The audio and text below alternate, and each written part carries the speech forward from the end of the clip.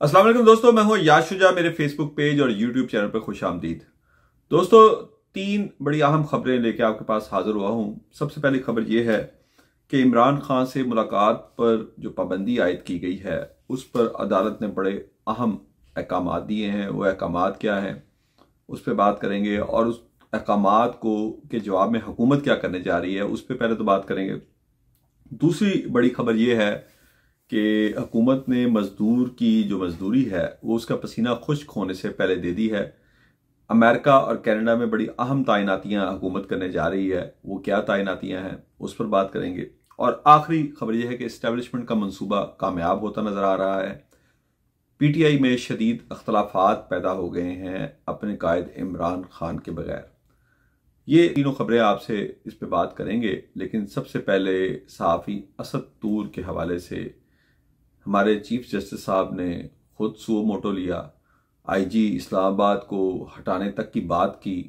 ADG FIA, additional director general FIA की भी वहां पे काफ़ी सर्जिश की और फौरी तौर पर उनकी ज़मानत के हवाले से अहकाम जारी किए। पहले तो कई रोज़, तकरीबन एक हफ्ते की ताख़ीर के बाद मुतलका जज साहब ने ज़मानत की डेट दी और उस पर भी उनको आकर एफआईए की जानिब से बताया गया कि तफ्तीशी अफसर पिम्स में दाखिल है, पेश नहीं हो सकता, अगली तारीख तक का टाइम दें। और ये ज़मानत की जो दरख्वास्त है ये पीर तक मुलतवी कर दी गई है। इससे आप अंदाज़ा लगा सकते हैं कि हमारे मुल्क का अदालती निज़ाम जो है वो कितना गल सड़ चुका है कि इस मुल्क का चीफ जस्टिस सुओ मोटो लेता है, लेकिन उसकी मातहत अदलिया उस सुओ मोटो पर काम करने को तैयार नहीं और एफआईए जैसा इदारा उस सुओ मोटो का मुंह चिढ़ा रहा है। अब बात करेंगे जो खबरें आपसे मेरी डिस्कस हुई कि मजदूर कौन से थे जिनकी मजदूरी खुश्क होने से पहले उनको सिला दिया जा रहा है और उन्हें अमेरिका और कनाडा जैसे अहम मुल्कों में बतौर सफ़ीर तैनात किया जा रहा है। वो मजदूर हैं हमारे आईएसआई के चीफ जनरल दीन मंजुम। इनका तो बहुत पहले पता चल चुका था कि उनको अमेरिका में सफ़ीर तैनात किया जा रहा है और उनके वहाँ पर अमेरिका में बहुत अच्छे तल्लुकात इस्तवार हो चुके हैं। लेकिन ये अपनी नौयत की पहली तैनाती होगी। अमेरिका जैसे अहम मुल्क में एक हाजिर सर्विस जनरल को आप सफ़ीर तैनात करने जा रहे हैं। और दूसरी तैनाती है हमारे one and only Sikandar Sultan Raja साहब।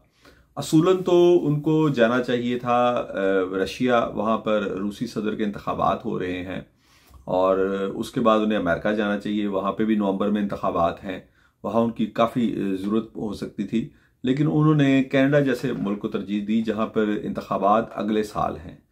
तो मुझे समझ नहीं आ रही कि उन्होंने रूस और अमेरिका जैसे अहम मुल्कों को छोड़कर कनाडा जैसे एक नॉर्मल मुल्क को बतौर सफ़ीर क्यों चुना। अमेरिका वो जाना चाहते होंगे, लेकिन वहाँ पे ज़ाहिरी बात है अगर नदीम अंजुम साहब जा रहे हैं तो वो तो नहीं जा सकेंगे। तो ये हुकूमत जो है इन तैनातियों की मंजूरी दे चुकी है या उनसे इन तैनातियों की मंजूरी ली जा चुकी है। यानी देना थोड़ा सा मुझे लग रहा है कि उस थोड़ा सा बुरा ना महसूस कर जाएंगे। उनसे इन तैनातियों की मंजूरी ली जा चुकी है या उनकी मंजूरी के बगैर ही इन तैनातियों के फैसले हो चुके हैं।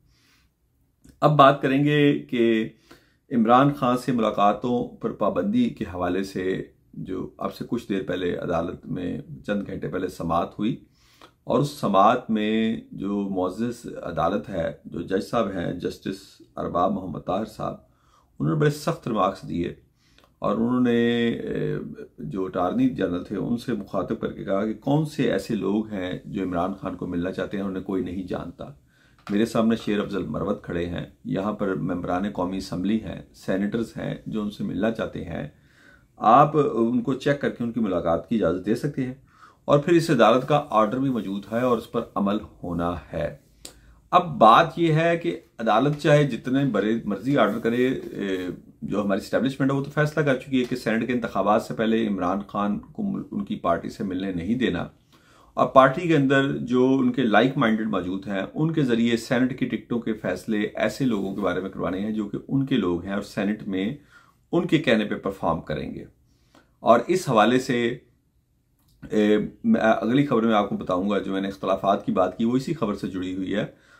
और इस हवाले से उन्होंने एक डमी किस्म की वहाँ पे मॉक एक्सरसाइजेस भी अडयाला जेल में शुरू कर रखी हैं, जिसमें रेंजर्स, पुलिस और जो रेस्क्यू के इदारे हैं वो वहाँ फर्जी दहशतगर्दों को पकड़ते फिर रहे हैं अडयाला जेल में। यानी हुकूमत की कोई ऐसी इंटेंशन नहीं है, इस्टेब्लिशमेंट की ऐसी कोई इंटेंशन नहीं है कि अदालत ने अगर हुक्म दिया है तो इमरान खान की मुलाकात करवानी है। अब जो मैंने आपसे अपनी पहली खबर दी थी कि इस्टेब्लिशमेंट कामयाब और पीटीआई में इख्तलाफात जो हैं वो शुरू हो चुके हैं, वो बिल्कुल शुरू हो चुके हैं और वो सेनेट की टिकटों के हवाले से ही, तकसीम के हवाले से ये इख्तलाफात शुरू हुए हैं। इख्तलाफात में पीटीआई में दो ग्रुप बन चुके हैं। एक ग्रुप जो कि सियासी ग्रुप है, उसकी क़यादत असद कैसर कर रहे हैं, साबिक स्पीकर कौमी असम्बली, जबकि दूसरे ग्रुप जो कि इमरान खान के लीगल मामलात को देखता है, उसकी क़यादत बैरिस्टर गौहर खान कर रहे हैं। असद कैसर का मौक़िफ़ यह है कि जिन लोगों ने पिछले 1.25 साल के दौरान पूरी रियासती जबर, फस्तायत, तशद्दुद का पामर्दी से मुकाबला किया, उनको सेनेट की टिकट्स देनी चाहिए, वो हकदार है। जबकि बैरिस्टर गौहर खान जो है वो अपने कुछ लोगों को जो कि वकला बरादरी से हैं और भले ही वो इमरान खान की पेशियों पे वहाँ मौजूद होते हैं, उनको ये टिकट जारी करवाना चाह रहे हैं।